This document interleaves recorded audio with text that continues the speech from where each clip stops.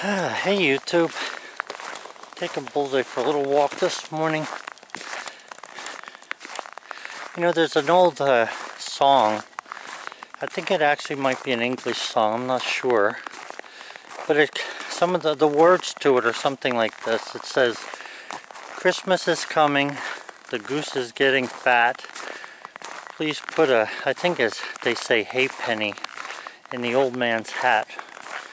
Meaning, or halfpenny. But either way, I suppose the song is referring to things like preparing for a celebration. You know, that's the part about the goose getting fat. And then put a penny in the old man's hat is to probably, if I had to guess, to be a little bit generous, you know. And for me, I've had a very good life. There is nothing that I want that I have not had that we can buy or acquire. Now the things that I can't buy that are personal to me, that's different. You know, those that we all struggle with. But there's nothing that I have ever wanted that I haven't had. So with that said, it's not something to be, the last thing I want to do is have somebody think I'm bragging, because I'm not. I worked hard to get all that stuff, and I worked hard to keep it, and work hard to maintain it. And you know, sometimes when people talk about the Chinese stuff that we buy and it falls apart or whatever, that's part of the fight that you have. It's not just that the Chinese make stuff that's not good. It's everywhere. You know, there's things that don't do what you were hoping they would do. And that's not always something that you can easily remedy. But having the knowledge to fix stuff or make repairs or to question things and see if they, you know, do work that way is something good about this country that we've had in the past. Hold on a second. I don't know where he is. There he is. And yeah, in the past, people, if you look in the Industrial Revolution and stuff like that, they made things better and better.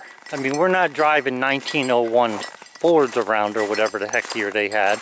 We're driving newer stuff, you know, with more modern technology, and thought has gone into it to make it better than it was.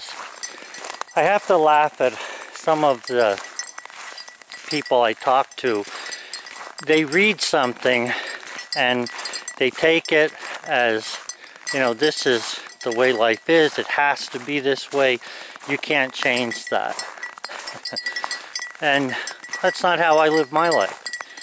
I never did like being told what to do. When I was a kid in school, I remember getting expelled for 3 days because I told the principal he was a freaking liar. And he was a liar because he lied about something that 3 of us boys were doing. We weren't doing what he said we were doing. And, you know, I took the opportunity to speak up, and I also took the penalty that went with it. Whether it was right or wrong is irrelevant. So when you're making these videos, you know, you're opening yourself up to a lot of different things. You get criticism from somebody, come on boy, you get criticism from people who don't agree with you, and that's fine. Or you get somebody that's in a bad mood themselves, or that never really knew anything and they're trying to know something, and you know, all of their life they've never ever gotten what they want because they don't know how to get it. They were either raised not to take care of things and to let everything go, you know, its own destructive way, rather than to maintain stuff, or they've never had the money to maintain stuff. I found out in life that if you work, and that's all it's about, in this country we live in, it's all about the money. You can wish it was something else. You can think about loving your fellow man, and you can think about other races and nationalities and all. And you know what? All of it boils down to money, because we all need it to keep going. In this country, if you don't pay your property taxes, you lose your home. That's why I say it's all about the money. So I could work for 40 years, 50 years, put all my money in one place, build a great empire for myself somewhere, and you know what? It's gone in no time at all because somebody didn't pay property taxes. I don't think that's right, and I don't think it's fair. But anyway, getting back to the original theme here, if you think about having money to be able to share with someone else, this isn't that you have to be rich. Nobody has to be rich to share. It's easy to cut stuff up. If it's just you and your loved one, you cut it in half. Your wife is who I'm talking about. So if you have a wife, you cut an apple in half, you both have half. When you have kids, you take one of them halves and cut them up, because the kids are little, they don't need that much to eat. It's all simple math in my mind. You know, you don't have to have a lot of opinions from other people on how you do things. You just go do it. Just try to make it work. So sharing is something that I try to do in my videos. I try to share what I've learned and what I know to work for me. And I don't think I've ever said that this is the only way to do something, because I don't believe in that. So I don't believe I've said that.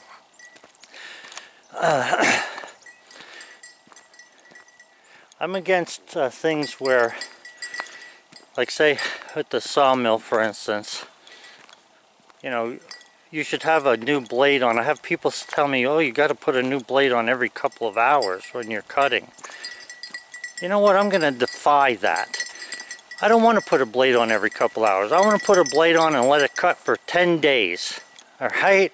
What's the difference what I use it for and how I decide to do it with what I own? So, if you have a problem with that, go get yourself a sawmill and change the blade every 3 hours or every hour. I don't care what you do.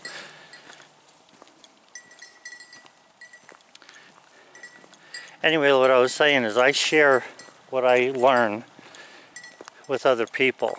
And like I say, it's not always right. And they also share with me. I'm not the freaking one with all the answers. I wish I did have them all, but I don't. But I'm also not afraid to try stuff. And sometimes I'll do things to the extreme, and sometimes I'll ignore stuff. I won't care about it at all. It all depends on what it is. For instance, just something as simple as with the dog here. This dog means a lot to me.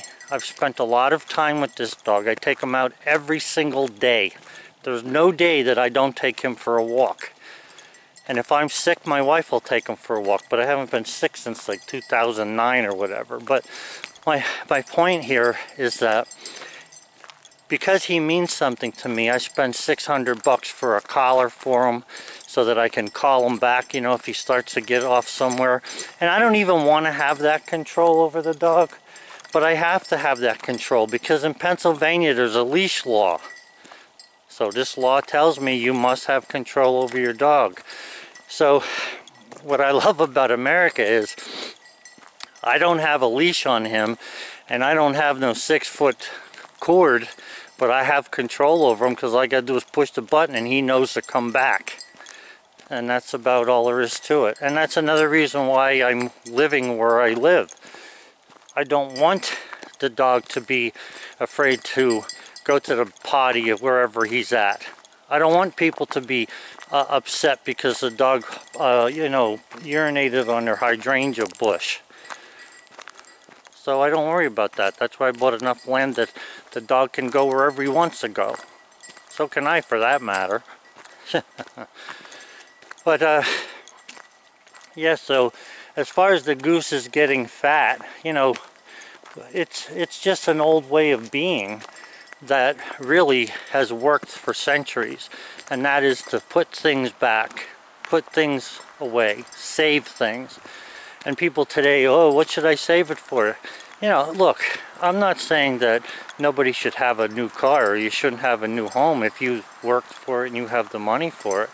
But if you don't, then guess what? You shouldn't have that. You're going to have to wait. So if you can't afford it, you may have to wait. So instead of a new car, maybe you buy yourself a used car. And the way things are today, you're better off with used anyhow. Same thing with a home. If you can't afford a brand new home, then have something else.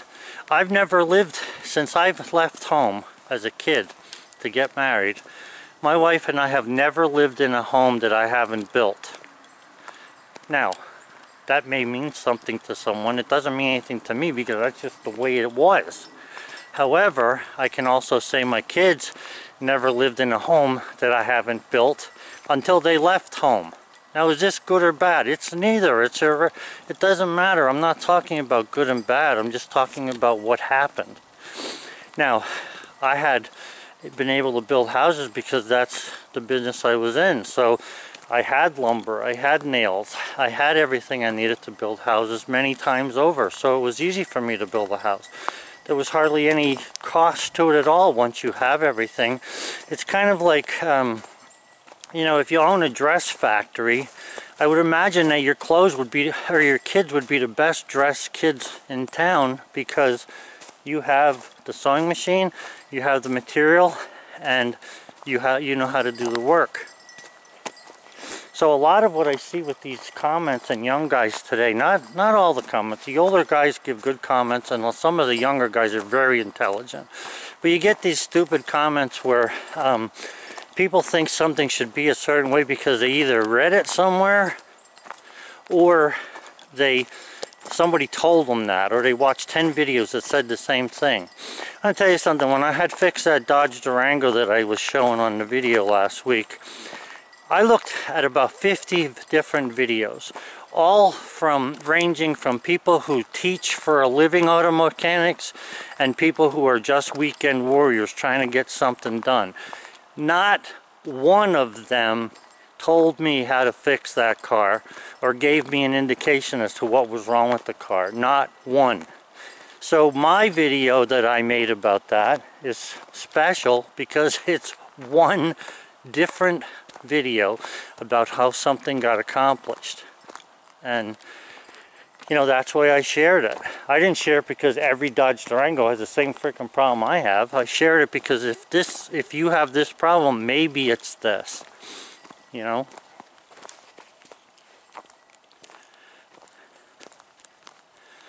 Man, it is cold today. I think it was 16 when I left the house there a little bit ago.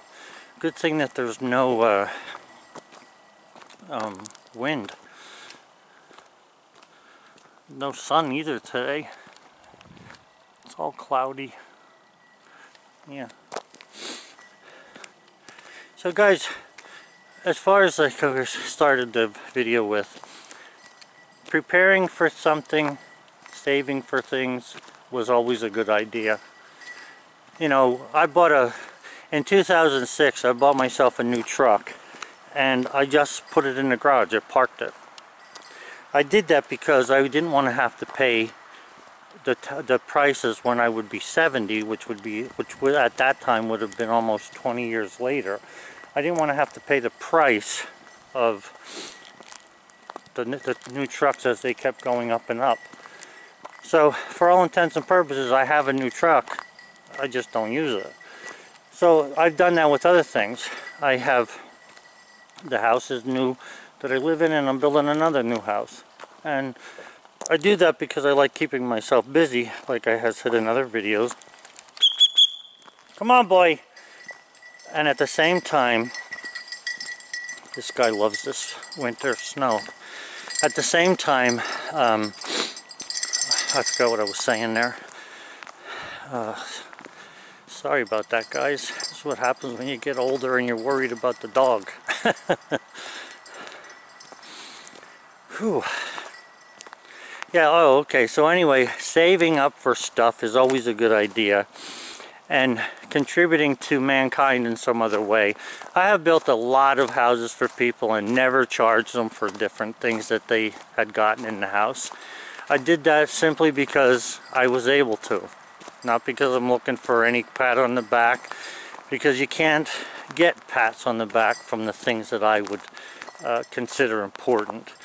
But you know, when you have things and you can share with others, that's what I think Christmas is about. But I also think that life is about that. Christmas just brings it out in most people who during the year can't either afford or just don't have what it takes to do it. Looks like somebody was on a motorcycle here. One track. Or a bicycle, I guess. It's a pretty wide track.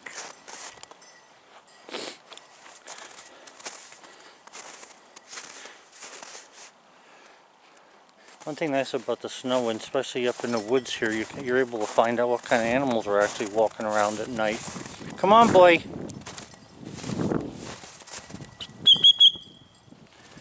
So guys, if I don't say it, all I want to say is Merry Christmas to you and Happy New Year.